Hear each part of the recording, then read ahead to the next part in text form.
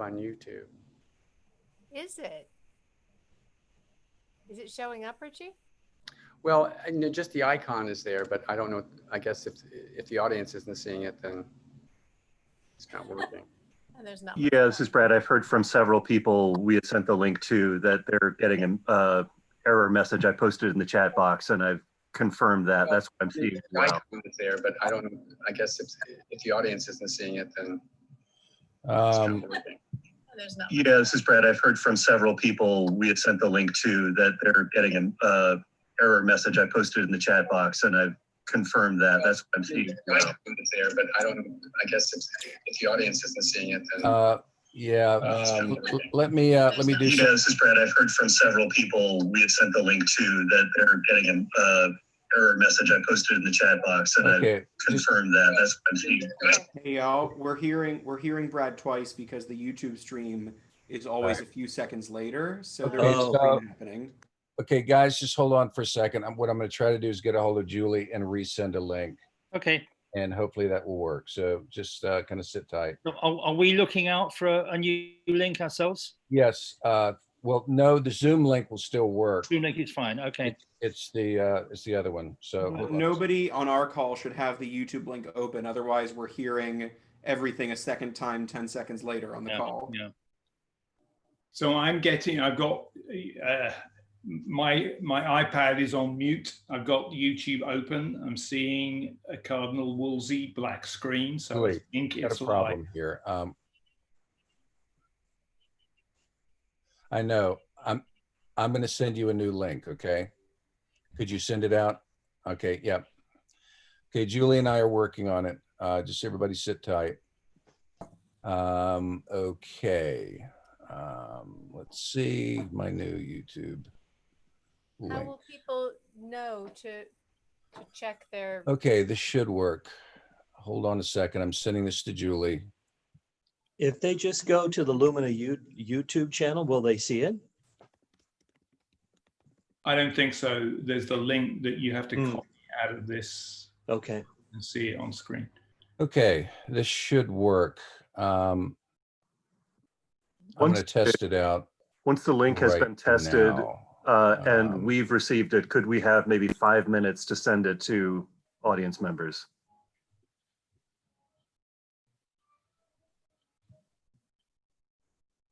Before we begin again. That makes sense.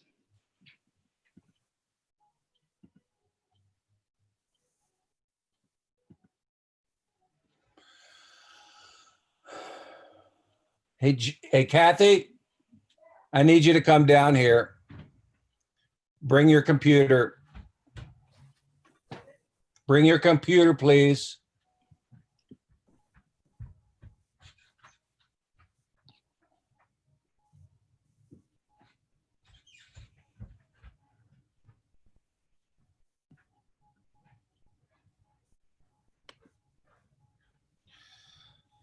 Okay, I'm not hearing.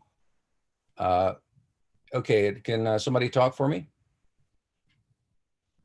Hello. Hello, David. Yeah. Okay. Good. We just sent out a new link, and we're going to get started in a second. Kathy, have you gotten the new link yet? I'm going to send it to you right now. Oh, Cardinal Campeus, you've misspelt your surname. Oh, you're right. I'll get it. Yeah. Transpose the P and the E. Just a heads up, what we're doing now will be recorded and broadcast. I know. So just so everyone knows. Thank you. For those who are listening, this is a technical problem. We are working through it. You got it? You see Richie? Could you go ahead and click on the link? Okay, here we go. It's going to everyone. Let me just check with Julie.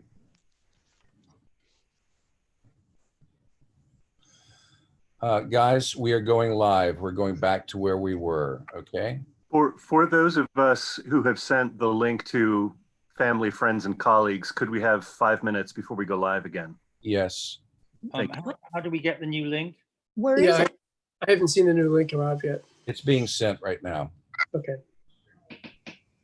Could we decide that it's starting at 7:15 or 7:20, like a definitive time? I think we're just going to have to go with it, guys. There is actually a delay on what goes out, so they will be behind us anyway.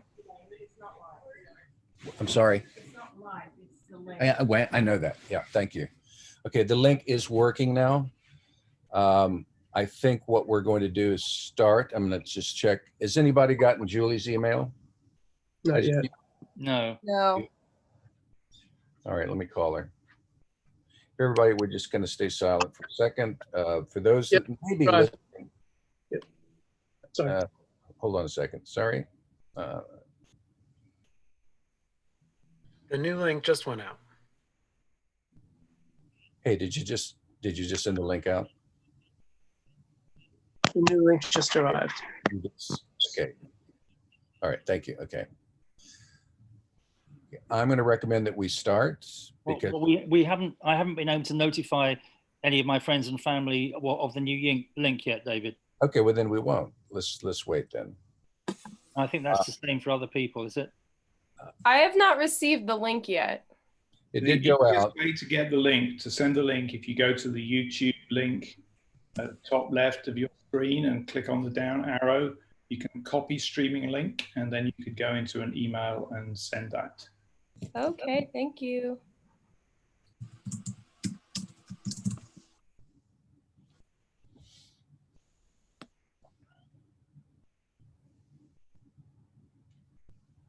For those who may be listening, I have a feeling some of our audience may be joining us. If you would be a little more patient, we're going to be starting in a second. We're just making sure that everybody has the new link, and sorry for the confusion. We will be starting momentarily.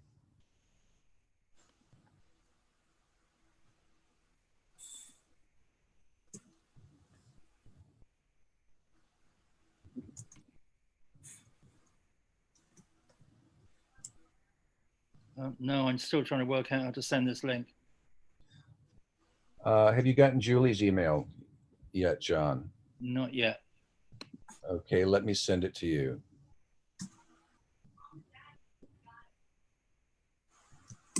Could we just post the link in the Zoom chat?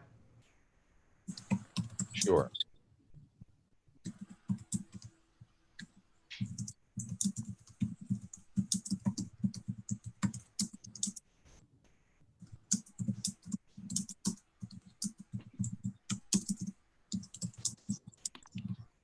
Okay, I'm posting it in the chat right now.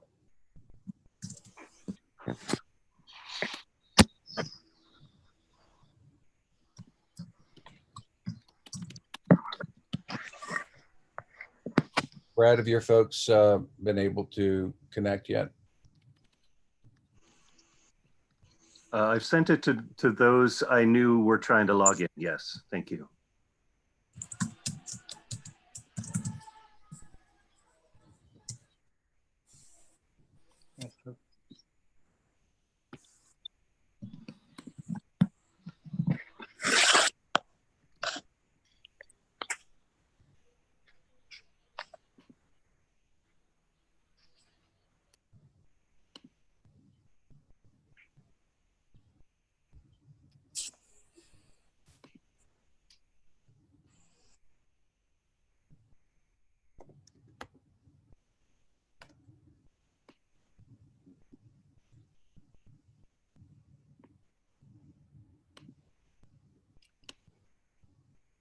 Okay, I sent our new link out. Well, hope people are looking out for it. Okay, sorry for the confusion, everybody. Okay, let's go ahead and, Brad, have you gotten any feedback yet? Or has anybody gotten any feedback from friends and family? I can go and check immediately here. Sorry? The link myself. I see a picture of Richie looking very pensive. I've logged out. Okay, so, all right, so we're starting. Okay, we're starting to link again. Let's see.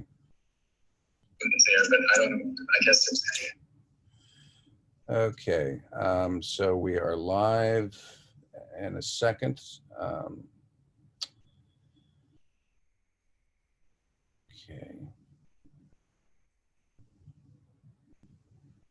We're just gonna have to wait. I'm running it right now, guys, and I'm seeing if it can. Okay. When it catches up, then we'll know. Yep. People are in, David. We're in. Okay.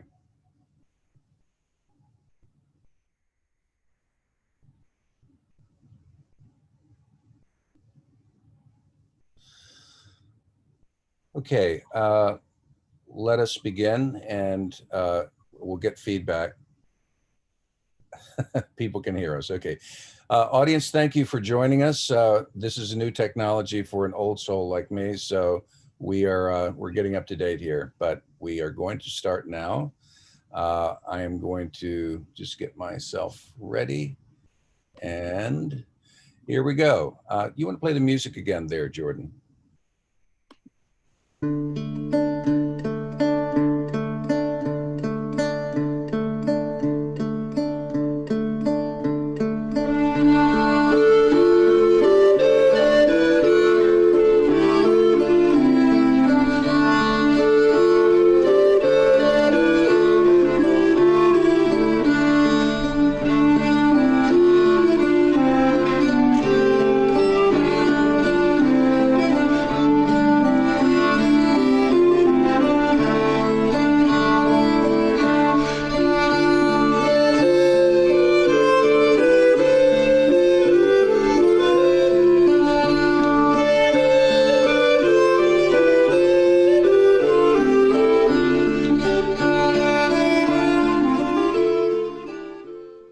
Welcome, friends and family, to the Lumina Theater Group's reading of Henry VIII. We ask that you relax, sit back, grab your favorite refreshment, and imagine you are all courtiers watching and listening to the intrigue in the court of England's most famous and infamous king. It is the 1520s, and senior nobles are becoming angry and resentful at the growing power and wealth of King Henry VIII's Chancellor, Cardinal Wolsey. The king, meanwhile, concerned that he has not yet been blessed with a son and heir, is beginning to question the validity of his marriage with Catherine of Aragon. His eye is taken by a young lady in waiting, Anne Boleyn, known these days as Anne Boleyn, and he sets Wolsey the task of organizing an annulment with Catherine. At the hearing, Catherine argues her case spiritedly and accuses Wolsey of being her enemy, but it is to no avail. Henry secretly marries Anne, and their coronation takes place as Catherine retires to the country. At the peak of Wolsey's power, papers fall into the king's hands, secret communications from Wolsey to the Pope, urging him to block the marriage between Henry and the Protestant Anne. Even more devastating for Wolsey are inventories of all his illegally acquired wealth. Henry angrily strips Wolsey of his power, and the cardinal dies soon afterwards. In her own final moments, Catherine forgives Wolsey, and the play ends with news of a baby girl born to Anne and Henry, the future Elizabeth I, at whose christening Archbishop Cranmer predicts a long and glorious reign. Now, the life of King Henry VIII, or All is True, by William Shakespeare and John Fletcher. Act 1, Scene 1. In London, three powerful nobles, Buckingham, Norfolk, and Surrey, discuss the growing wealth and power of Cardinal Wolsey. Buckingham intends to report Wolsey to the king, but before he can do so, he is arrested and taken.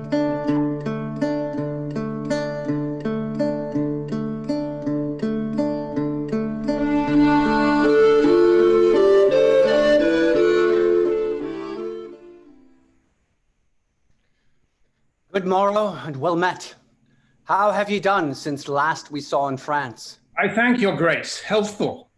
And how prospers the Cardinal of York? The devil speed him. No man's pie is freed from his ambitious finger. Surely, sir, there's in him stuff that puts him to these ends. For being not propped up by ancestry, nor called upon for high feats done to the crown, neither allied for eminent assistance, but spider-like out of his self-drawing web he gives us note. The force of his own merit makes his way, a gift that heaven gives for him, which buys a place next to the king. I cannot tell what heaven hath given him. Let some graver eye pierce into that. But I can see his pride peep through each part of him. Whence has he that, if not from hell?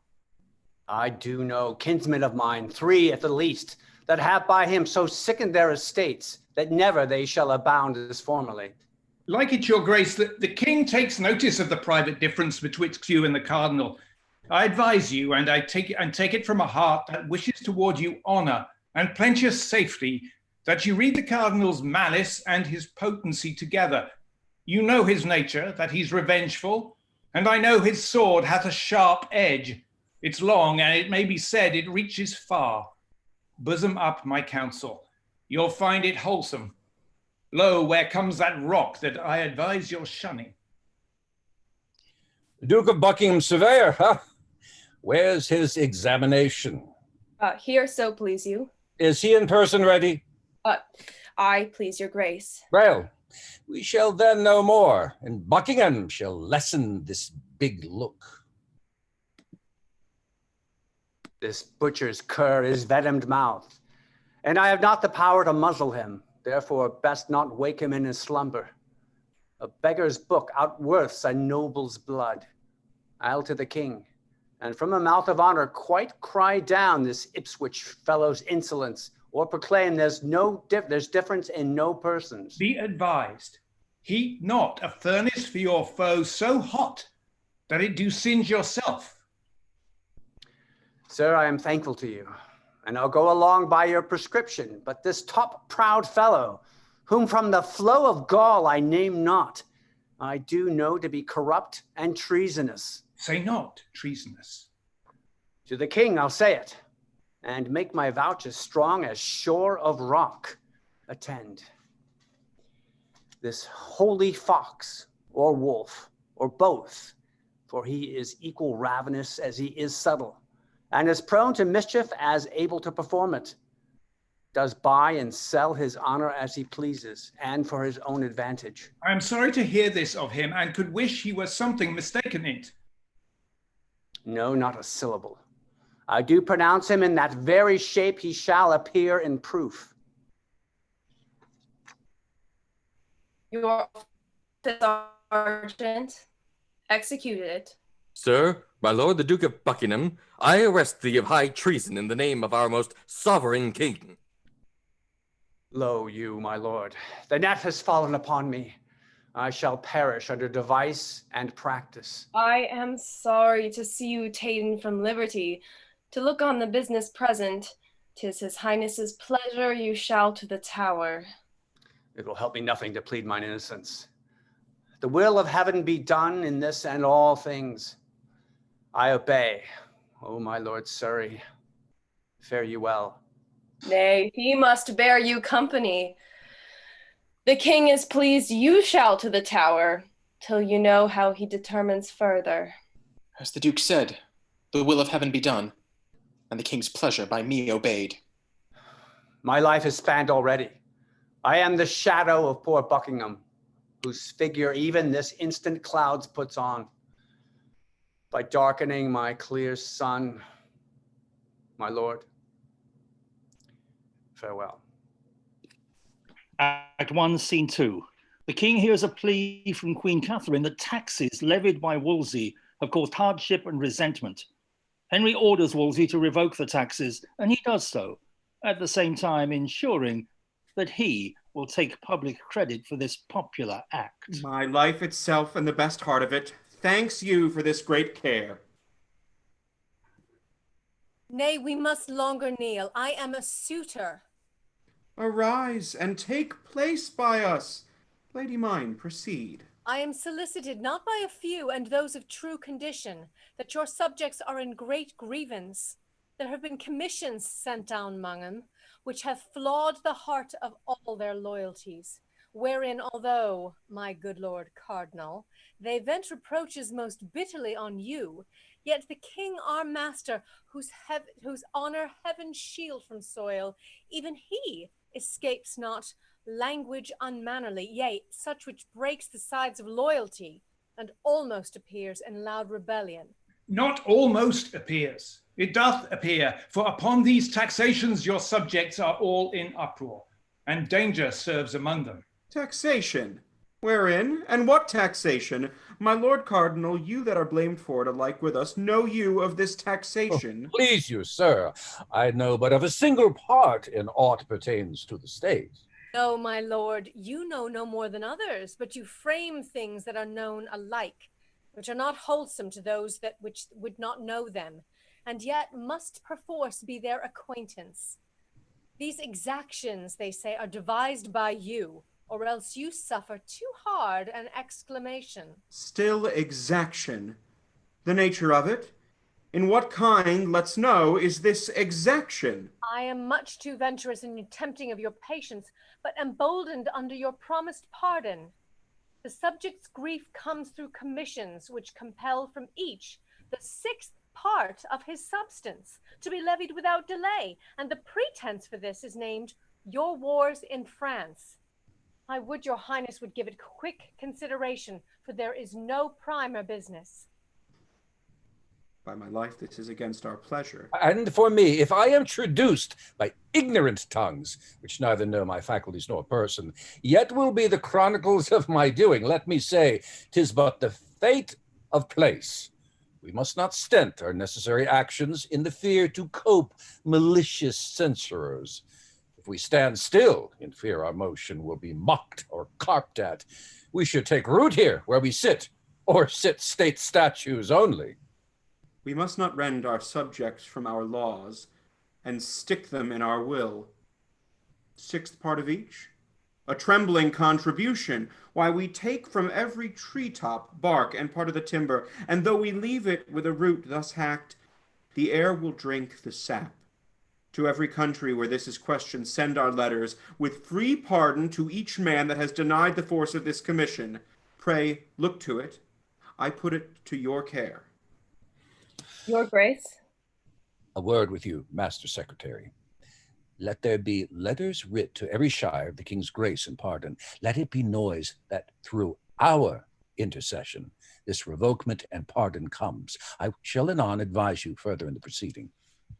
I am sorry, my liege, that the Duke of Buckingham has run in your displeasure. It grieves many. The gentleman is learned, and a most rare speaker, to nature none more bound.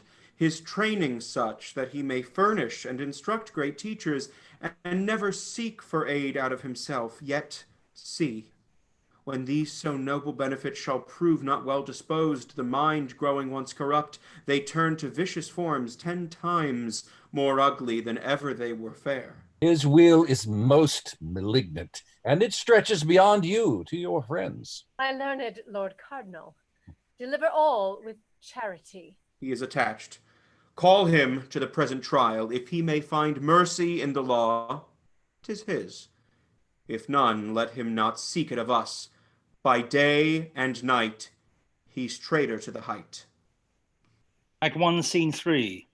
In London, the Lord Chamberlain and Lord Lovell set off to a great banquet laid on by Cardinal Wolsey.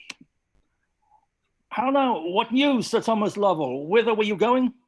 To the cardinals, your lordship is a guest too. Oh, 'tis true. This night he makes a supper, and a great one. To many lords and ladies. There will be the beauty of this kingdom, I'll assure you.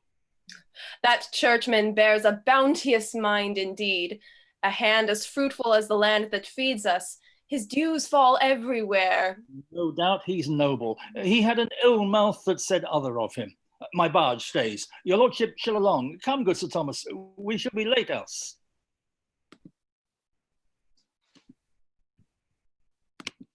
At 1, Scene 4. At Wolsey's banquet, Henry and his lords arrive disguised as shepherds, and Henry is enchanted by the young Anne Boleyn. You're welcome, my fair guest.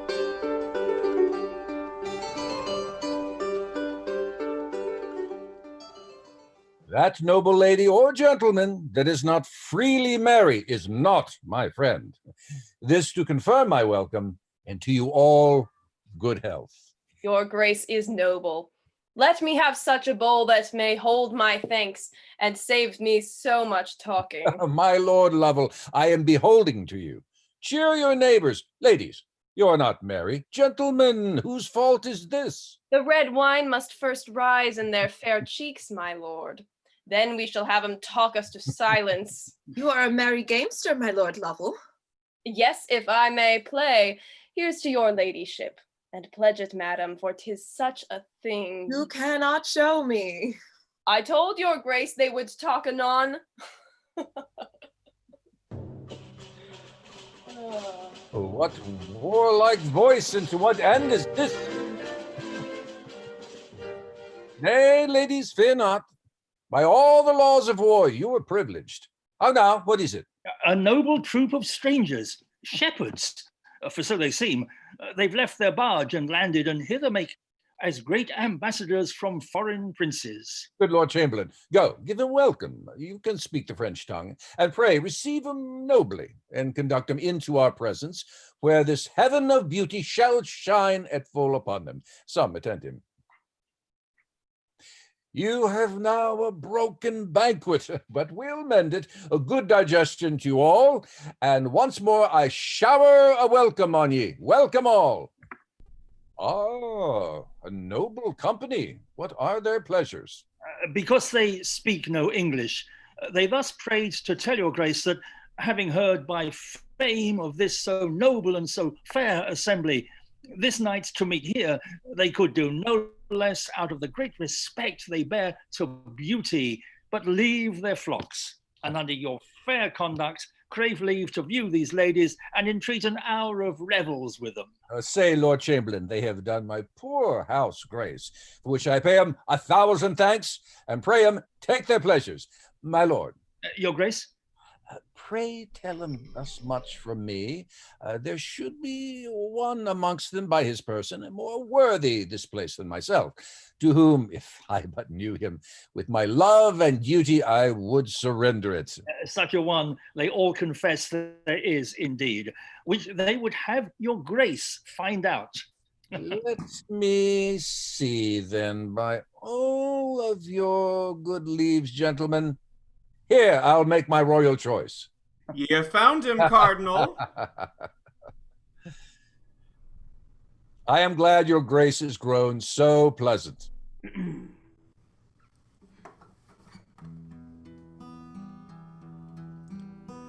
Alas, my love, you do me wrong to cast me off discourteously, for I have loved you so long, delighting in your company.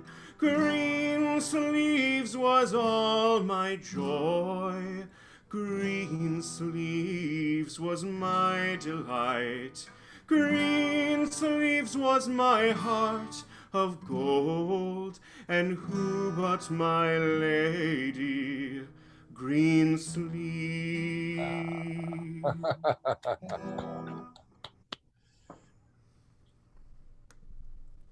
My Lord Chamberlain, prithee, come hither. What fair lady is that? And it please your grace, Sir Thomas Bullen's daughter, the Viscount Rochford, one of her highness's women. By heaven, she is a dainty one. Sweetheart, I were unmannerly to take you out and not to kiss you. A health, gentlemen! Sir Thomas Lovell, is the banquet ready in the privy chamber? Yes, my lord. Your grace, I fear with dancing is a little heated. I fear too much. There's fresher air, my lord, in the next chamber. Lead in your ladies, every one. Sweet partner, I must not yet forsake you. Let's be merry, good my Lord Cardinal. I have 6 healths to drink to these fair ladies, and a measure to lead 'em once again. And then let's dream who's in the best favor. Act 2, Scene 1.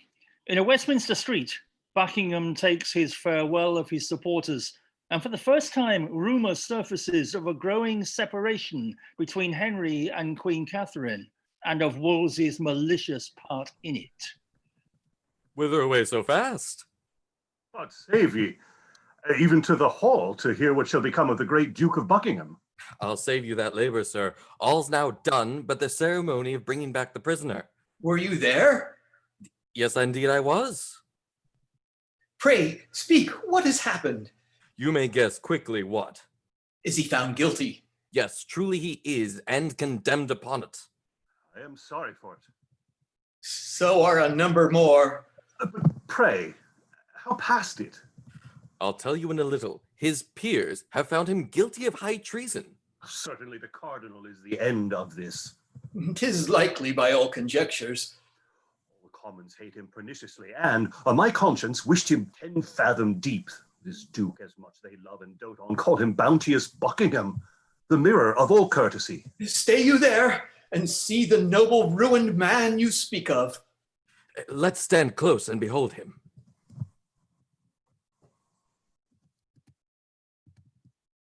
All good people, you that thus far have come to pity me, hear what I say, and then go home and lose me.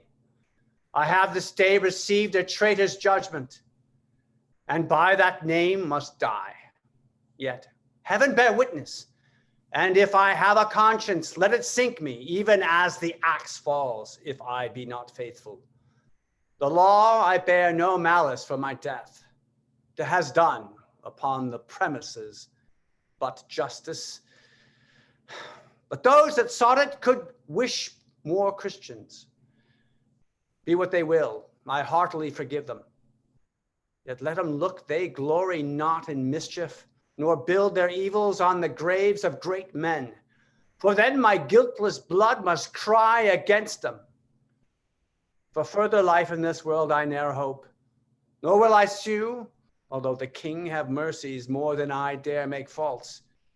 You few that loved me, and dare be bold to weep for Buckingham, his noble friends and fellows, whom to leave is only bitter to him, only dying, go with me, like good angels to my end. And as the long divorce of steel falls on me, make of your prayers one sweet sacrifice and lift my soul to heaven.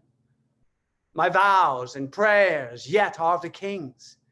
May he live longer than I have time to tell his years. Ever beloved and loving may his rule be.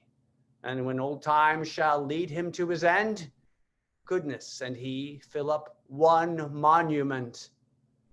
To the water's side I must conduct your grace. Then give my charge up to Sir Nicholas Vaux, who will undertake you to your end. Prepare there. The Duke is coming. See the barge be ready, and fit it with such furniture as suits the greatness of his person. Nay, Sir Thomas, let it alone. My state now will but mock me. When I came hither, I was Lord Constable and Duke of Buckingham. Now, poor Edward Bohun. Yet I am richer than my base accusers that never knew what truth meant. I now seal it, and with that blood will make 'em one day groan for it. Farewell, and when you would say something that is sad, speak how I fell. I've done. And God forgive me. If the Duke be guiltless, 'tis full of woe, yet I can give you inkling of an ensuing evil, if it fall greater than this. Good angels, keep it from us. What may it be? Did you not of late days hear a buzzing of the separation between the king and Catherine? Yes, but it held not, for when the king once heard it out of anger, he sent command to the Lord Mayor straight to stop the rumor and allay those tongues that durst disperse it. But that slander, sir, is found a truth now, for it grows again, fresher than ere it was. The cardinal, or some about him near, have, out of malice to the good queen, possessed him with a scruple that will undo her. To confirm this too, Cardinal Campeius is arrived, and lately, as all think, for this business. 'Tis the cardinal. I think you have hit the mark. 'Tis woeful. We are too open here to argue this. Let's think in private more. Act 2, Scene 2. The Dukes of Norfolk and Suffolk discussed with the Lord Chamberlain Henry's growing disquiet, whipped up by Wolsey, that his marriage with Catherine, his deceased brother's wife, might be unlawful. The dukes visit the king, but are dismissed when Wolsey arrives with Cardinal Campeius, who has come from Rome at Wolsey's instigation to hear the case for divorce.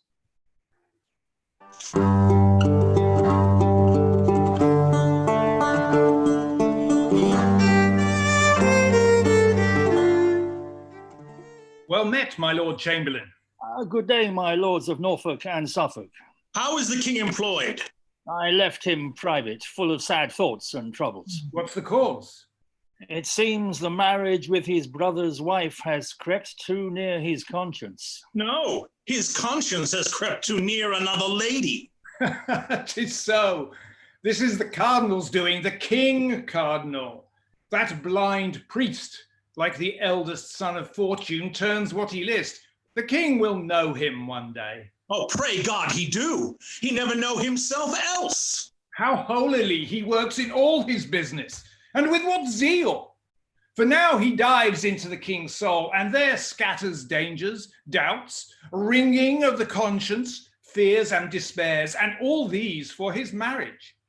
He counsels a divorce, a loss of her that like a jewel has hung 20 years about his neck, had yet never lost her luster. Of her that loves him with that excellence that angels love good men with, even of her that when the greatest stroke of fortune falls will bless the king. And is not this course pious? Heaven keep me from such counsel. 'Tis most true, these news are everywhere, every tongue speaks them, and every true heart weeps for it. Heaven will one day open the king's eyes that so long have slept upon this bold, bad man. And free us from his slavery. We have need pray, and heartily for our deliverance of this imperious man, who will work us all from princes into pages. All men's honors lie like one lump before him, to be fashioned into what pitch he please. For me, my lords, I love him not, nor fear him. So I'll stand, if the king please, his curses and his blessings touch me alike. Their breath I do not believe in. I knew him, and I know him. So I leave him to him that made him proud, the Pope. Let's in, and with some other business put the king from these sad thoughts that work too much upon him. My lord, you'll bear us company. Excuse me, the king has sent me otherwhere. Besides, you'll find a most unfit time to disturb him. Health to your lordships. Thanks, my good Lord Chamberlain. Oh, how sad the king looks. Sure, he is much afflicted. Who's there? Huh? Pray God he be not angry. Who's there, I say? How dare you thrust yourselves into my private meditations? Who am I? Huh?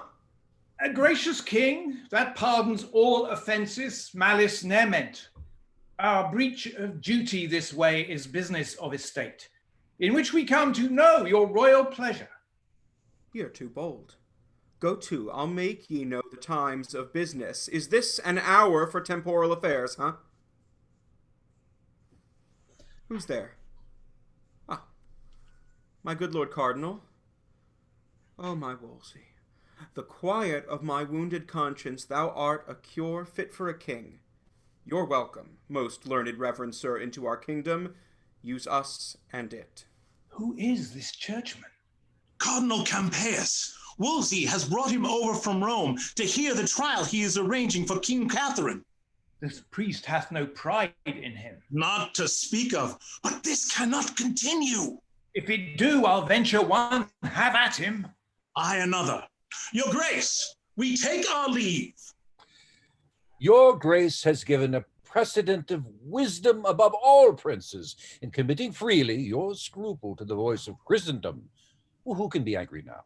What envy reach you? The Spanish, tied blood and favor to her, must now confess, if they have any goodness, the trial just and noble. Rome, the nurse of judgment, invited by your noble self, hath sent this good man, this just and learned priest, Cardinal Campeius, whom once more I present unto your highness. And once more in mine arms I bid him welcome, and thank the holy conclave for their loves. They have sent me such a man I would have wished for. Your grace must needs deserve all strangers' love. You are so noble. To your highness' hand I tender my commission, by whose virtue the court of Rome commanding you, my lord, Cardinal of York, are joined with me, their servant, in the impartial judging of this business. 2 equal men. The queen shall be acquainted forthwith for what you come. I know your majesty has always loved her so dear in heart, not to deny her that a woman of less place might ask by law. Scholars allowed freely to argue for her. Aye, and the best she shall have, and my favour to him that does best, God forbid else. Cardinal, prithee, call Gardiner to me, my new secretary. I find him a fit fellow. He is here, your grace. Give me your hand. Much joy and favor to you. You are the king's now. Much to be commended forever by your grace, whose hand has raised me. Come hither, Gardiner. My lord of York, was not one Dr. Pace in this man's place before him? Yes, Cardinal Campeus, he was. Your enemies will not stick, say you envied him, and fearing he would rise, he was so virtuous, kept him a foreign man still, which so grieved him that he ran mad and died. Heaven's peace be with him, he was a fool, for he would needs be virtuous. That good fellow, if I command him, follows my appointment. I will have none else so near. Learn this, brother. We live not to be gripped by meaner persons. The most convenient place that I can think of for such receipt of learning is Blackfriars, the area you shall meet about this weighty business. My Wolsey, see it furnished? Oh, my lord, would it not grieve an able man to leave so sweet a bedfellow? But conscience, conscience, oh, 'tis a tender place, and I must leave her. Act 2, Scene 3. Anne Boleyn expresses her regret at Henry's rejection of Catherine, but her lady-in-waiting is delighted when news comes that Anne has been made Marchioness of Pembroke.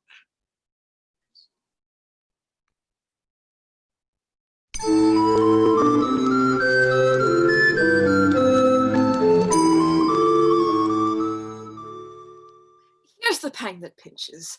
His Highness having lived so long with her, and she so good a lady that no tongue could ever pronounce dishonor of her. By my life, she never knew harm doing. After this process, to give her the avant, it is a pity would move a monster. Hearts of most hard temper melt and lament for her. By my troth and maidenhead, I would not be a queen. Be true of me, I would, and venture a maidenhead for it, and so would you, for all this spice and hypocrisy. Nay, good troth. Yes, truth and truth. You would not be a queen? No, not for all the riches under heaven. Then you are weakly made. In faith, for little England, you would venture in embalming. I myself for Carnarvonshire, although there longed no more to the crown but that. Lo, who comes here? Good morrow, ladies. What were it worth to know the secret of your conference? Not, good lord, my good lord, not your demand. It values not your asking. Our mistress's sorrows we were pitying. It was a gentle business, and becoming the action of good women. There is hope all will be well. Now I pray God, amen. You bear a gentle mind, and heavenly blessings follow such creatures, that you may, fair lady, perceive I speak sincerely, and high notes ta'en of your many virtues. The king's majesty commends his good opinion of you, and does purpose honour to you no less flowing than Marchioness of Pembroke, to which title £1,000 a year annual support out of his grace he adds. I do not know what kind of my obedience I should tender. More than my all is nothing, nor my prayers are not words duly hallowed, nor my wishes more than empty vanities. Yet prayers and wishes are all I can return. Beseech your lordship, vouchsafe to speak my thanks and my obedience as from a blushing handmaid to his highness, whose health and royalty I pray for. Lady, I shall not fail to approve the fair conceit the king hath of you. I have perused her well. Beauty and honour in her are so mingled that they have caught the king, and who knows yet, but from this lady may proceed a gem to lighten all this isle. Out to the king, and say I spoke with you. My honored lord. Why, this is it. This is it. See.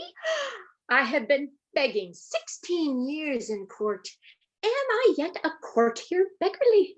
The Marchioness of Pembroke, oh, £1,000 a year for pure respect.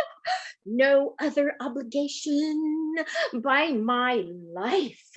That promises more thousands. Honor's train is longer than his foreskirt. Oh, by this time, I know your back will bear a duchess. Say, are you not stronger now than you were? Good lady, make yourself mirth with your particular fancy, and leave me out on't. The queen is comfortless, and we forgetful in our long absence. Pray, do not deliver what here you've heard to her. What do you think me? Act 2, Scene 4. In Blackfriars, the court assembles to hear Catherine's appeal against the annulment of her marriage to Henry. When Wolsey rejects her plea for a delay while she waits for advice from Spain, she denounces him. She leaves the court, and Henry praises her once more, explaining that he is seeking a divorce because of his concerns that, because he married his brother's widow, the marriage had all illegal.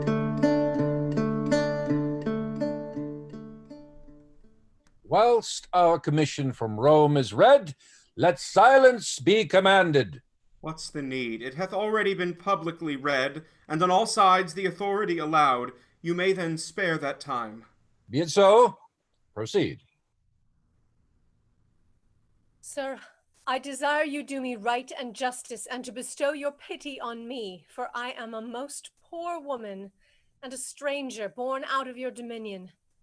Alas, sir, in what have I offended you? What cause have been my behavior given to your displeasure, that thus you should proceed to put me off and take your good grace from me? Heaven witness, I have been to you a true and humble wife, at all times to your will conformable, ever in fear to kindle your dislike, yea, subject to your countenance, glad or sorry as I saw it inclined. When was the hour I ever contradicted your desire, or made it not mine too? Or which of your friends have I not strove to love, although I knew he were mine enemy? Sir, call to mind, I have been your wife in this obedience upward of 20 years, and have been blessed with many children by you. If in the course and process of this time you can report and prove it too, against mine honor, aught, my bond to wedlock, or my love and duty against your sacred person, in God's name, turn me away, and let the foulest contempt shut door upon me, and so give me up to the sharpest kind of judgment. I humbly beseech you, sir, to spare me till I may be by my friends in Spain advised, whose counsel I will implore. If not, in the name of God, your pleasure be fulfilled. You have here, lady, and of your choice, these reverend fathers, men of singular integrity and learning, yea, the elect of the land, who are assembled to plead your cause. It shall therefore be bootless the longer you desire the court. His grace hath spoken well and justly. Therefore, madam, it's fit this royal session do proceed, and that without delay their arguments be now produced and heard. Lord Cardinal, to you I speak. Your pleasure, madam. Sir, I am about to weep, but thinking that we are a queen, or long have dreamed so, certain the daughter of a king, my drops of tears I'll turn to sparks of fire. Be patient yet. I will when you are humble. Nay, before, or God may punish me. I do believe, induced by potent circumstances, that you are mine enemy, and make my challenge you shall not be my judge.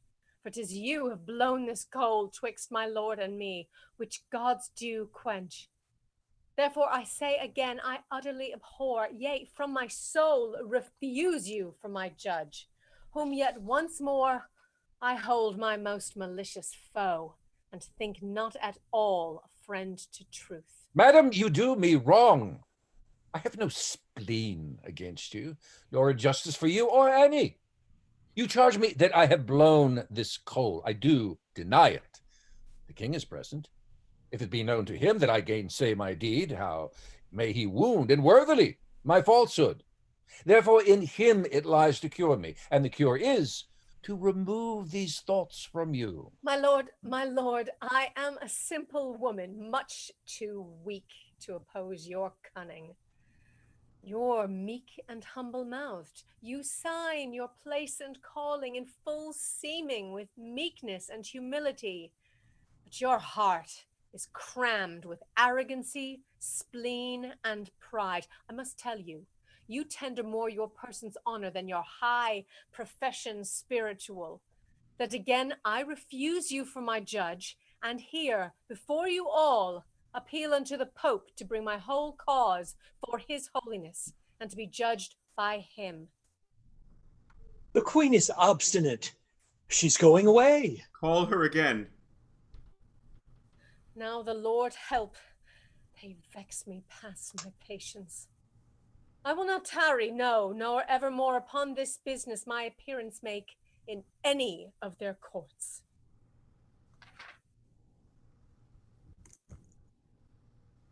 Go thy ways, Kate. The men in the world who shall report he has a better wife, let him in not be trusted for speaking false in that.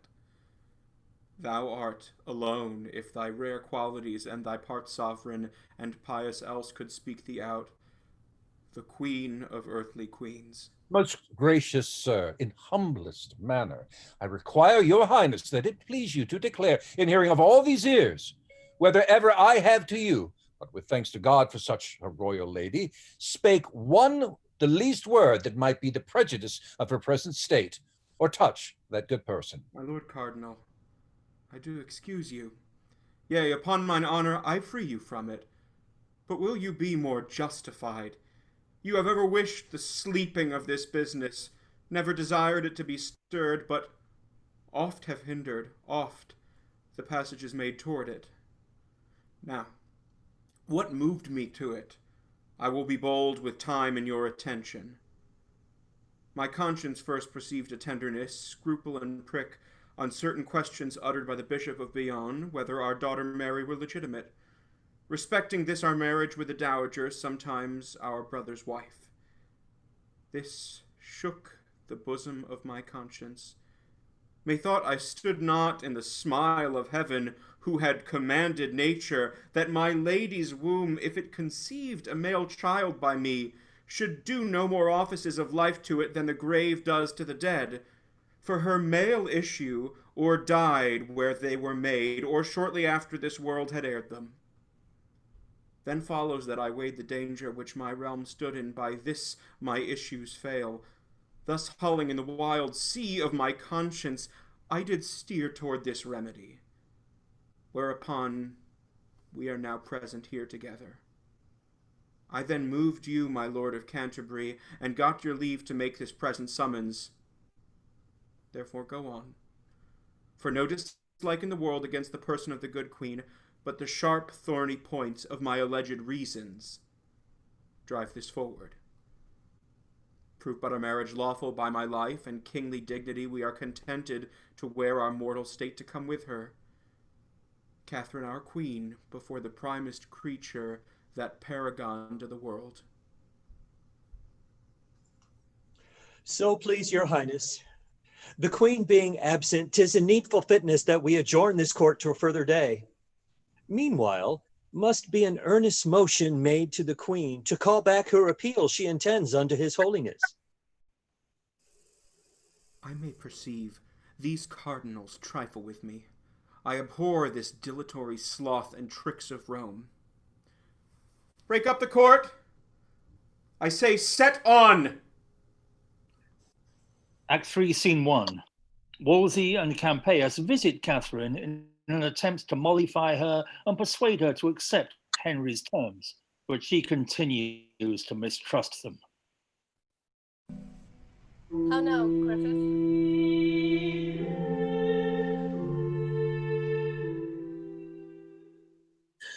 And it please your grace, the two great cardinals, Wolsey and Campius, wait in the presence.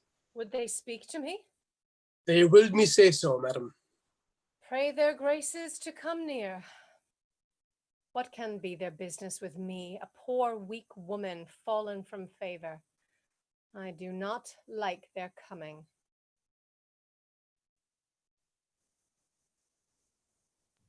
Peace to your highness. What are your pleasures with me, reverend lords? May it please you, noble madam, to withdraw into your private chamber. We shall give you the full cause of our coming. Speak it here. There's nothing I've done yet, and my conscience deserves a corner. Would all women could speak this with as free a soul as I do.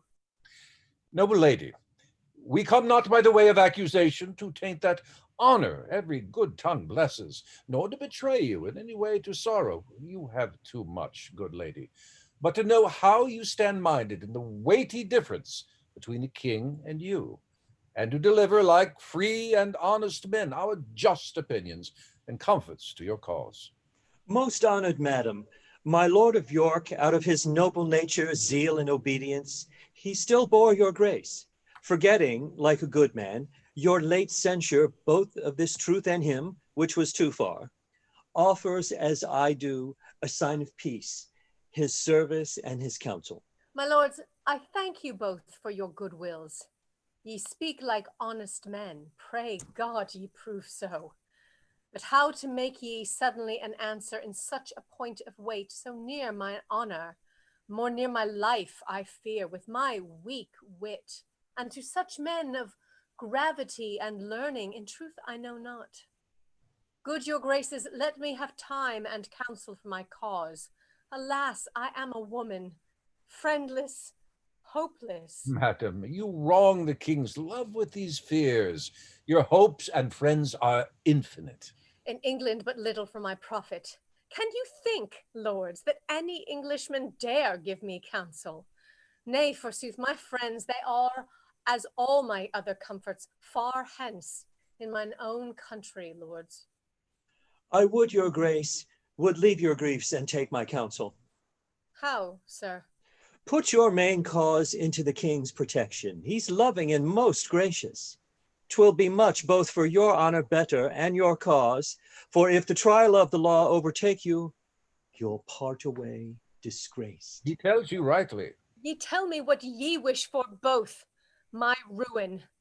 Is this your Christian counsel out upon ye?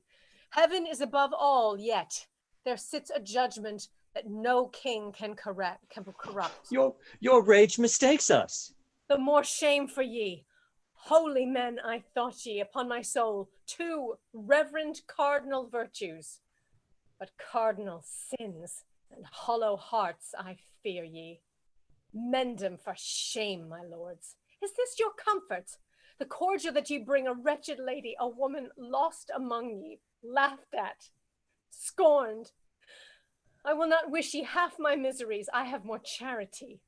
But say, I warned ye. Madam, this is a mere distraction. You turn the good we offer into envy. Ye turn me into nothing. Woe upon ye and all such false professors. Would ye have me put my sick cause into his hands that hates me? Alas, hath banished me his bed already, his love too long ago. I am old, my lord, and all the fellowship I hold with him now is only my obedience. What can happen to me above this wretchedness? Your fears are worse. Have I lived thus long? Let me speak myself, since virtue finds no friends. A wife, a true one, a woman, I dare say, without vain glory, never branded with suspicions. Have I, with all my full affections, still met the king, loved him next heaven, obeyed him, and am I thus rewarded? Madam, you wander from the good we aim at. My lord, I dare not make myself so guilty to give up willingly that noble title your master wed me to. Nothing but death shall e'er divorce my dignities. Pray hear me. Would I had never trod on this English earth or felt the flatteries that grow upon it. Ye have angels' faces, but heaven knows your hearts. If your grace could but be brought to know our ends are honest, you'd feel more comfort. Why should we, good lady? Upon what cause wrong you? Pray think us those we profess, peacemakers, friends, and servants. Madam, you'll find it so. The king loves you. Beware you lose it not for us, if you please, to trust us in your business. We are ready to use our utmost studies in your service. Do what you will, my lords, and pray forgive me if I have used myself unmannerly. Pray, do my service to his majesty. He has my heart yet, and shall have my prayers while I shall have my life. Come, reverend fathers, bestow your counsels on me. She now begs that little thought when she set footing here, she should have bought her dignities so dear.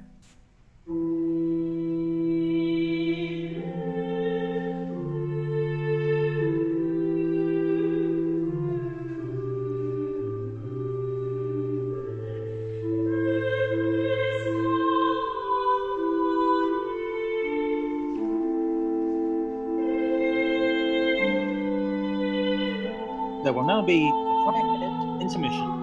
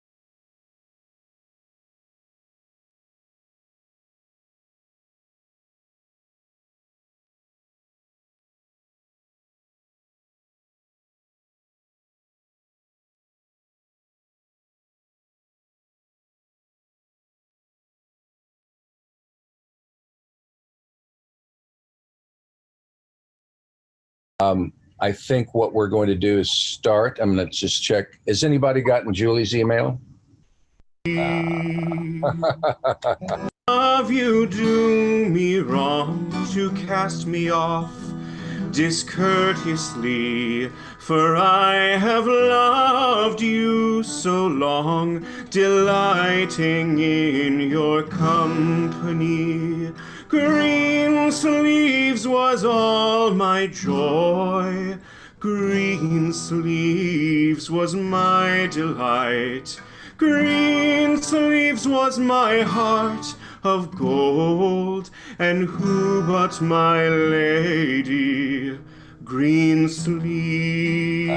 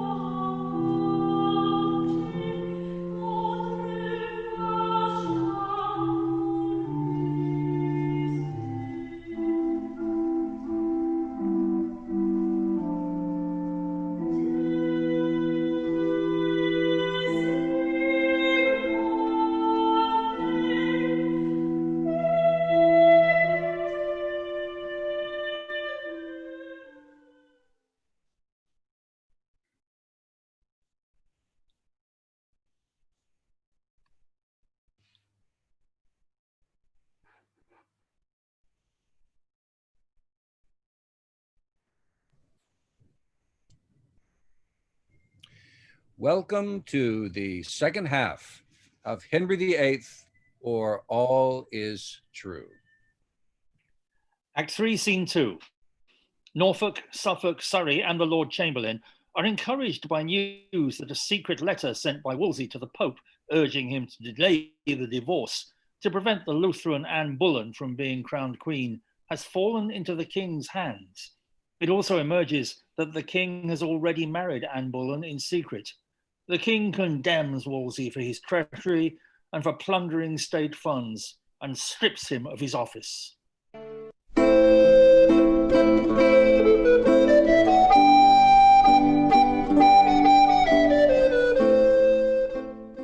If you will now unite in your complaints and force them with a constancy, the cardinal cannot stand under them.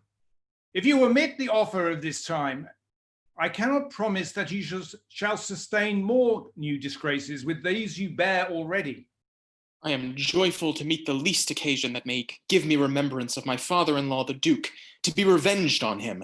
When did he regard the stamp of nobleness in any person outside of himself? My lords, you speak your pleasures. What he deserves of you and me, I know. What we can do to him, though now the time gives way to us, I much fear. If you cannot bar his access to the king, never attempt anything on him, for he hath a witchcraft over the king and his tongue. Oh, fear him not. His spell in that is out. The king hath found matter against him that forever mars the honey of his language. Sir, I should be glad to hear such news as this once every hour. Believe it, this is true. In the divorce, his contrary proceedings are all unfolded, wherein he appears as I would wish mine enemy.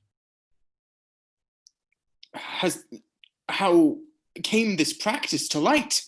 Most strangely, the cardinal's letters to the Pope miscarried and came to the eye of the king, wherein was read how the cardinal did entreat his holiness to stay the judgment of the divorce. For if it did take place, I do, quoth he, perceive the king is tangled in affection to a creature of the queen's, Lady Anne Boleyn. Has the king seen this? Believe it. Will this work? The king in this perceives the cardinal, how he coasts and hedges his own way. But in this point, all his tricks founder. The king already hath married the fair lady. Would he had! May you be happy in your wish, my lord, for I profess you have it. There's order given for her coronation. Oh, she is a gallant creature and complete in mind and feature.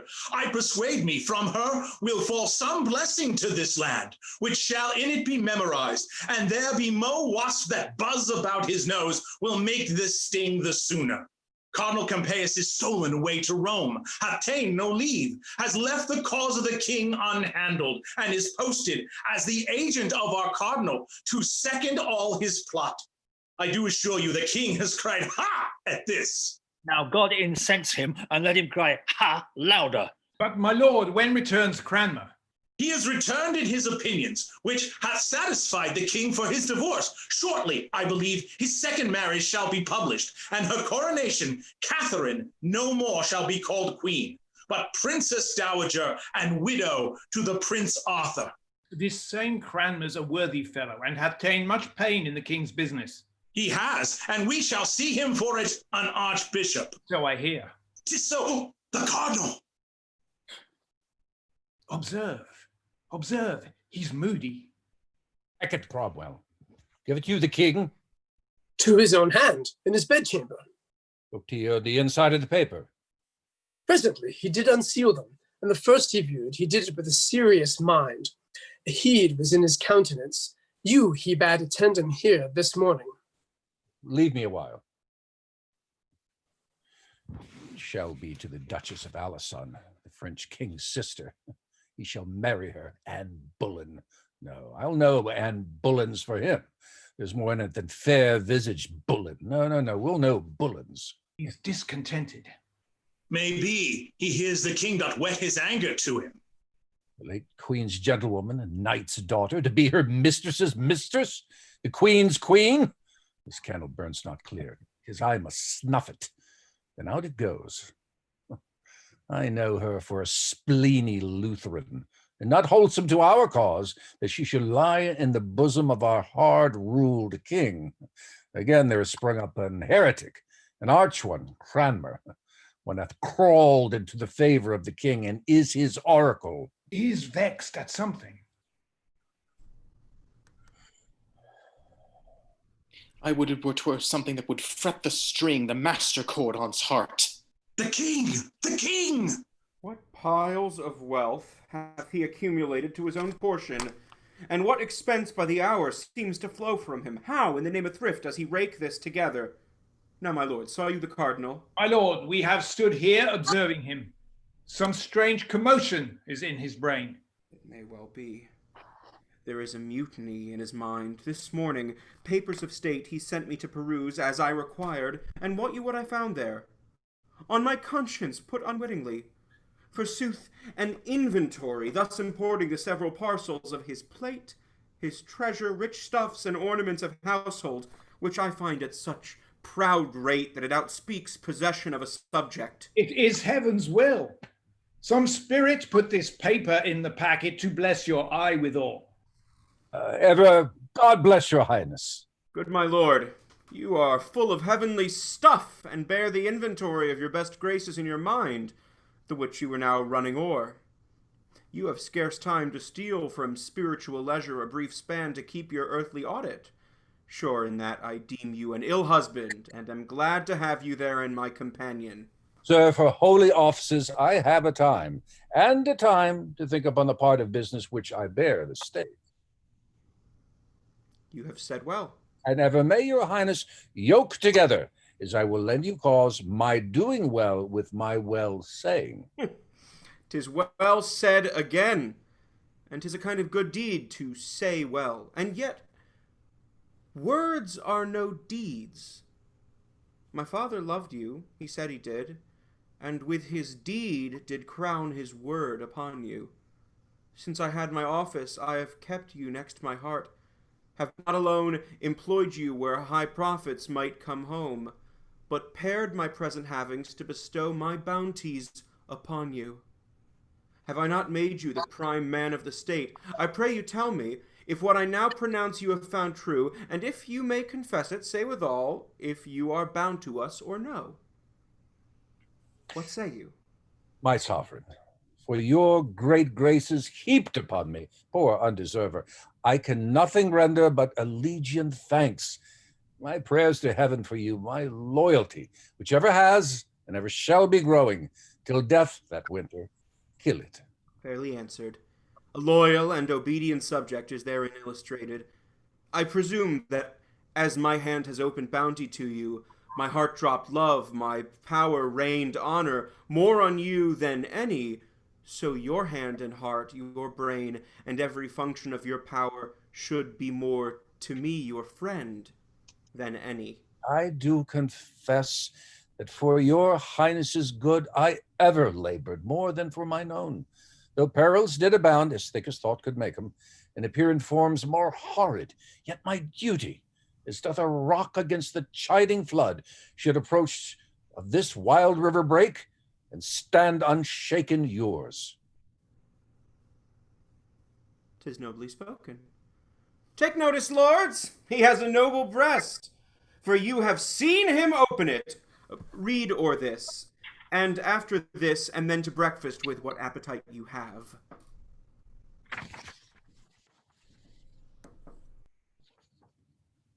What should this mean? He parted frowning from me. If I ruin, leaped from his eyes, as if ruin leaped from his eyes, and I must read this paper.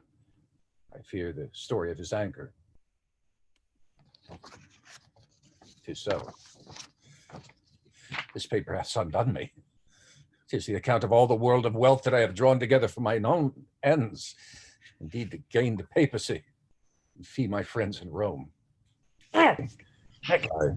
If I ruin, leaped from his eyes, as if ruin leaped from his eyes, and I must read this paper.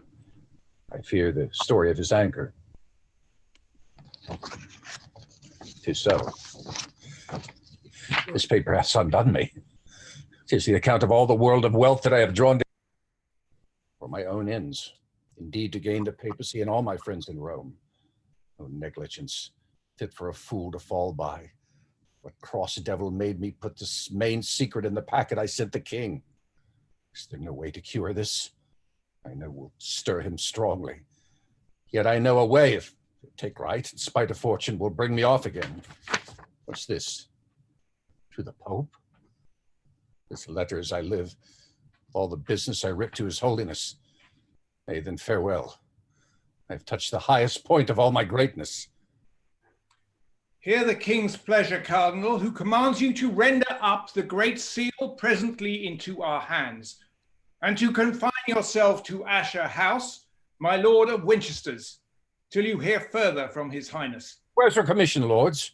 Words cannot carry authority so weighty. Who dare cross him, bearing the king's will with from his mouth expressedly? Will I find more than will or words to do it? I mean your malice, no, officious lords. I dare and must deny it. Now I feel of you what coarse metal ye are molded. Envy, follow your envious courses, men of malice.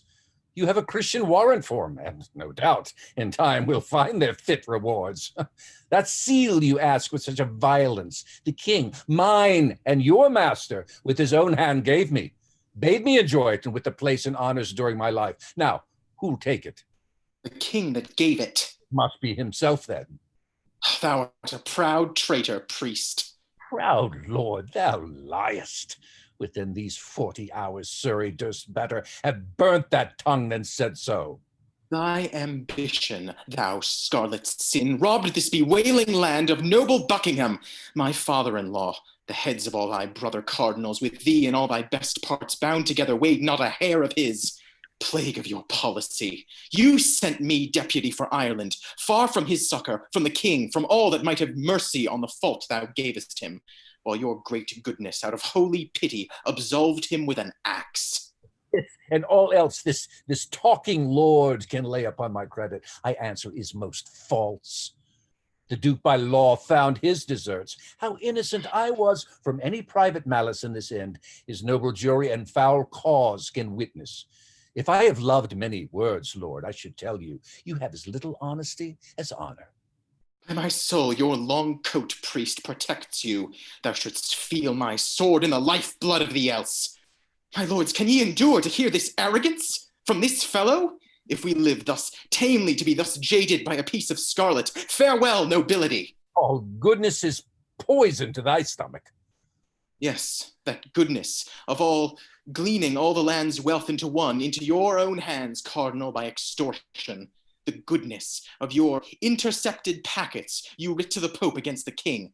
Your goodness, since you provoke me, shall be most notorious. Go on, sir, I dare your worst objections. If I blush, it is to see a nobleman want manners.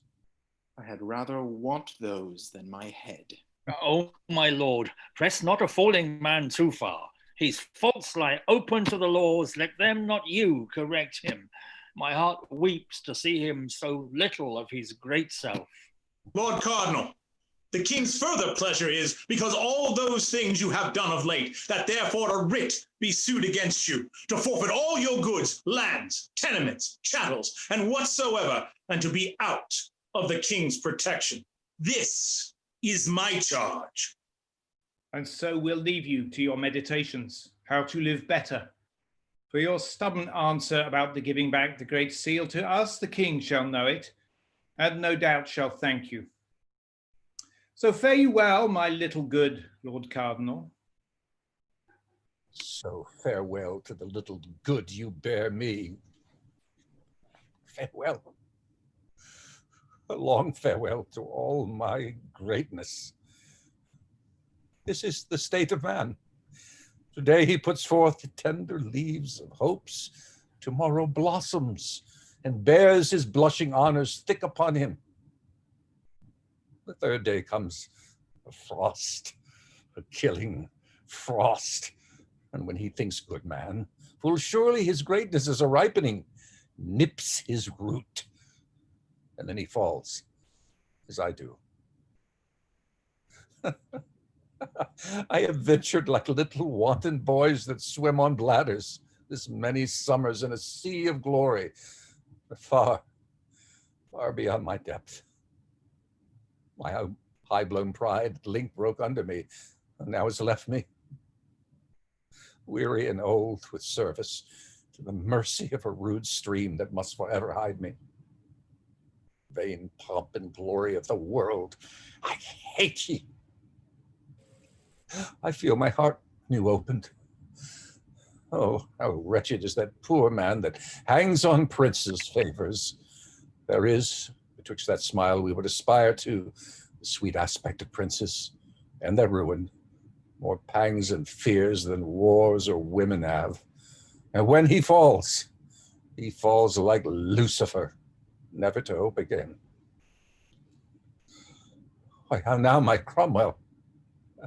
I have no power to speak, sir. Amazed at my misfortunes? Can thy spirit wonder a great man should decline? Nay, and you weep, I am fallen indeed. How does your grace? Why, well, never so truly happy, my good Cromwell. I know myself now, and I feel within me a peace above all earthly dignities, a still and quiet conscience. The king has cured me. I humbly thank his grace. And from these shoulders, these ruined pillars, out of pity, taken a load would sink a navy. Too much honor, oh, 'tis a burden, Cromwell, 'tis a burden, too heavy for a man that hopes for heaven. I'm glad your grace has made that right use of it. I hope I have. I am able now, methinks, out of a fortitude of soul I feel, to endure more miseries and greater far than my weak-hearted enemies dare offer. What news abroad? The heaviest and the worst is your displeasure with the king. God bless him. The next is that Sir Thomas More is chosen Lord Chancellor in your place. Well, that's somewhat sudden, but he's a learned man. May he continue long in His Highness's favor. What more? That Cranmer is returned with welcome, installed Lord Archbishop of Canterbury. That's news indeed. Last, that the Lady Anne, whom the king hath in secretly long married, this day was viewed and open as his queen, going to chapel, and the voice is now only about her coronation. There was the weight that pulled me down. Oh, Cromwell, the king has gone beyond me. All my glories in that one woman I have lost forever. No son shall ever usher forth mine honors, or gild again the noble troops that waited upon my smiles. Go, get thee from me, Cromwell. I am a poor fallen man, unworthy now to be thy lord and master. Seek the king. That sun, I pray, may never set. I have told him what and how true thou art. He will advance thee. Some little memory of me will stir him. I know his noble nature. Not to let thy hopeful service perish too. Come, Cromwell, neglect him not. Make use now, and provide for thine own future safety. Oh, my lord, must I then leave you? Must I needs forego so good, so noble, and so true a master? Bear witness, all that have not hearts of iron, with what a sorrow Cromwell leaves his lord. The king may have my service, but my prayers forever and forever shall be yours. Cromwell, I did not think to shed a tear at all my miseries. Thou hast forced me, out of thy honest truth, to play the woman. Let's dry our eyes. This far hear me, Cromwell, and when I am forgotten, as I shall be, say Wolsey, that once trod the ways of glory and sounded all the depths and shoals of honor, found thee a way out of his wreck to rise in, sure and safe one, though thy master missed it. Cromwell, I charge thee, fling away ambition. By that sin fell the angels. How can man then, the image of his maker, hope to win by it? Love thyself last. Cherish those hearts that hate thee. Corruption wins not more than honesty. Still in thy right hand carry gentle peace to silence envious tongues. Be just, and fear not. That all the ends that aimest at thy countries, thy gods and truths. Then if thou fallest, O Cromwell, thou fall'st a blessed martyr. Serve the king at... Prithee, lead me in. There take an inventory of all I have, to the last penny. 'Tis the king's. My robe and my integrity to heaven is all I dare now call my own. O Cromwell, Cromwell, had I but served my God with half the zeal I served my king, he would not in mine age have left me naked to mine enemies. Good sir, have patience. Oh, I have. Farewell. The hopes of court, my hopes in heaven to dwell.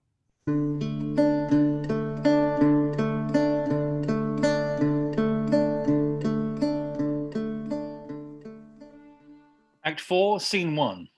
On the day of the coronation, we hear that Catherine has retired to Kimbolton House.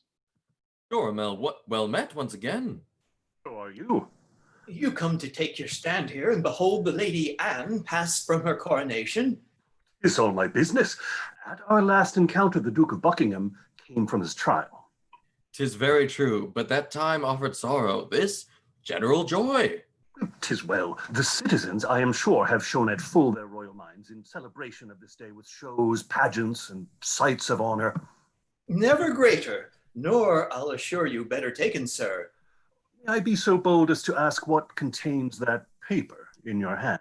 Yes, 'tis the list of those that claim their offices this day. By custom of the coronation, the Duke of Suffolk is the first and claims to be High Steward. Next, the Duke of Norfolk, he to be Earl Marshal. You may read the rest. I thank you, sir. Had I not known those customs, I should have been beholding to your paper. But I beseech you, what has become of Catherine, the princess's dowager? How goes her business? That I can tell you too. The Archbishop of Canterbury, accompanied with her other learned and reverend fathers of his order, held a late court at Dunstable, 6 miles off from Ampthill, where the princess lay, to which she was often cited by them, but appeared not. And to be short, for not appearance and the king's late scruple, by the main assent of all these learned men, she was divorced, and the late marriage made of none effect, since which she was removed to Kimbleton, where she remains now sick. Lass, good lady. The trumpet sound. Stand close. The queen is coming. Act 4, Scene 2. Catherine's manservant Griffith tells her of Wolsey's death, and she forgives the cardinal. Before she dies, she receives a visit from her nephew, Cardinal Capucius, who promises to look after her servants after her death.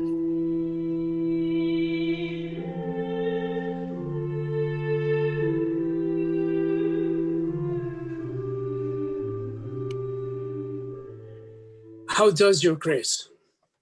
Oh, Griffith, sick to death. My legs, like loaden branches, bow to the earth, willing to leave their burden. Reach a chair. So, now methinks I feel a little ease. Didst thou not tell me, Griffith, as thou ledst me, that the great child of honour, Cardinal Wolsey, was dead? Yes, madam, but I think your grace, out of the pain you suffered, gave no ear to it. Prithee, good Griffith, tell me how he died. If well, he stepped before me, happily for my example. Well, the voice goes, madam, for after the stout Earl Northumberland arrested him at York and brought him forward as a man sorely tainted to his answer, he fell so sick suddenly and grew so ill he could not sit his mule. Alas, poor man. At last, with easy roads, he came to Leicester, lodged in the abbey where the reverend abbot with all his convent honorably received him, to whom he gave these words: "O Father Abbot, an old man, broken with the storms of state, is come to lay his weary bones among ye. Give him a little earth for charity." So he went to bed, where eagerly his sickness pursued him still. And 3 nights after this, about the hour of 8, which he himself foretold should be his last, full of repentance, continual meditations, tears, and sorrows, he gave his honors to the world again, his blessed part to heaven, and slept in peace. So may he rest. His faults lie gently upon him. Noble madam, men's evil manners live in brass. Their virtues we write in water. If my sight fail not, you should be Lord Ambassador from the Emperor, my royal nephew, and your name's Capucius. Madam, the same your servant. Oh, my lord, the time and titles now are strangely altered with me since you first knew me. But I pray you, what is your pleasure with me? Noble lady, first, mine own service to your grace. The next, the king's request that I would visit you, who grieves much for your weakness, and by me sends you his princely commendations, and heartily entreats you take good comfort. Oh, my good lord, that comfort comes too late. 'Tis like a pardon after execution. That gentle physic given in time had cured me. But now am I past all comforts here but prayers. How does his highness? Madam, in good health. So may he ever do, and ever flourish when I shall dwell with worms, and my poor name banished the kingdom. Sir, I most humbly pray you to deliver this letter to the king, Most willing, madam.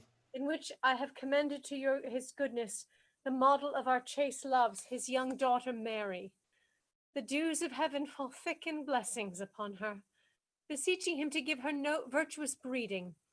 She is young and of a noble, modest nature. I hope she will deserve well, and a little to love her for her mother's sake, that loved him heaven knows how dearly. My next poor petition is that this noble grace would have some pity upon my wretched women, that so long have followed both my fortunes faithfully. The last is for my men. They are the poorest, but poverty could never draw them from me, and that they may have their wages duly paid them, and something over to remember me by. If heaven had pleased to give me longer life and able means, we had not parted thus. These are the whole contents, and, good my lord, stand these poor people's friend, and urge the king to do me this last right. By heaven, I will. Thank you, honest lord. Remember me in all humility unto his highness. Say now, his long trouble now is passing out of this world. Tell him in death I blessed him, for so I will. Mine eyes grow dim. Farewell, my lord. Griffith, farewell. I must to bed. Call in my women. When I am dead, let me be used with honor. Strew me over with maiden flowers, that all the world may know I was a chaste wife to my grave. Embalm me, and then lay me forth. Although unqueened, yet like a queen, and daughter to a king, inter me. I can no more. Act 5, Scene 1. In London, Suffolk and Lovell are present when news comes that Queen Anne has given birth to a girl. Sir Thomas Lovell, what's the matter? It seems you are in haste. My Lord Suffolk, I love you, and durst commend a secret to your ear much weightier than this work. Queen Anne's in labour, they say in great extremity, and feared she'll with the labour end. The fruit she goes with I pray for heartily, for that it may find good time and live. Now, Lovell, from the Queen, what is the news? I could not personally deliver to her what you commanded me, but by her woman I sent your message, who returned her thanks in the greatest humbleness, and desired your highness most heartily to pray for her. What say'st thou, huh? To pray for her, what is she crying out? So said her woman, and that her sufferance made almost each pang a death. Alas, good lady. God safely quit her of her burden, and with gentle travail to the gladdening of your highness with an air. 'Tis midnight, Charles, prithee to bed, and in thy prayers remember the estate of my poor queen. Leave me alone, for I must think of that which company would not be friendly to. I wish your highness a quiet night, and my good mistress I will remember in my prayers. Charles, good night.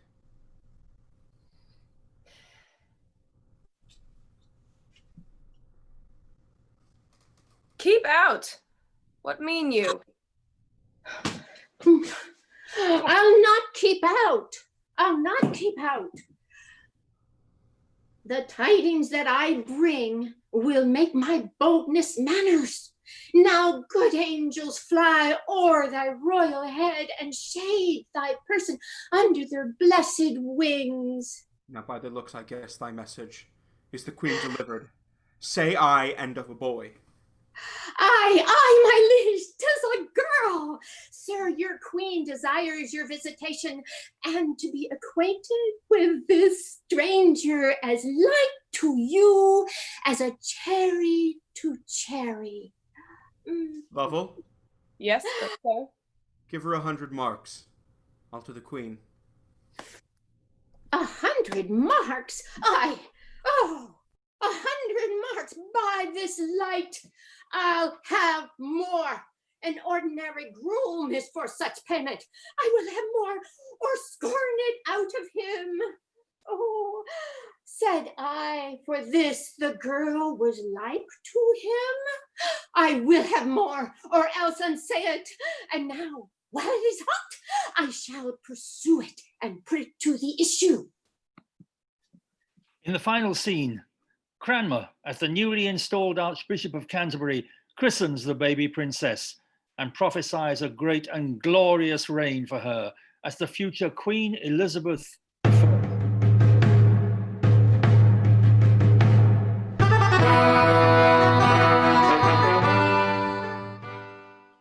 Heaven, from thy endless goodness, send prosperous life, long and ever happy, to the high and mighty Princess of England, Elizabeth.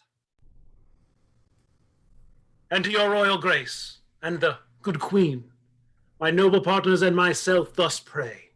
All comfort, joy in this most gracious lady, heaven ever laid up to make parents happy, may hourly fall upon ye. Thank you, good Lord Archbishop Cranmer. Elizabeth, with this kiss take my blessing. God protect thee, into whose hand I give thy life. Amen.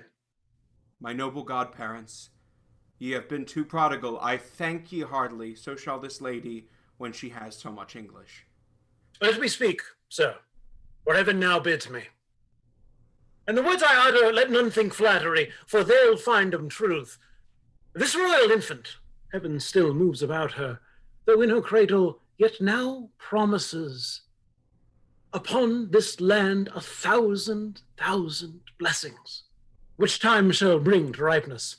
She shall be, but few now living can behold that goodness, a pattern to all princes living with her, and all that shall succeed.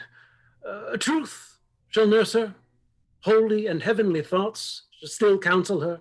She shall be loved and feared. Her own shall bless her, her foes shake like a field of beaten corn, and hang their heads with sorrow. In her days every man shall eat in safety under his own vine what he plants, and sing the merry songs of peace to all his neighbors. God shall be truly known, and those about her from her shall read the perfect ways of honor, and by those claim their greatness, not by blood. Thou speakest wonders. She shall be, to the happiness of England, an aged princess. Many days shall see her, and yet no day without a deed to crown it. The most unspotted lily shall she pass to the ground, and all the world shall mourn her. O Archbishop, thou hast made me now a man. This oracle of comfort has so pleased me, that when I am in heaven I shall desire to see what this child does, and praise my Maker. I thank ye all. Lead the way, lords. Ye must all see the Queen, and she must thank ye. This day, let no man think he has business at his house, for all shall stay. This little one shall make it a holiday.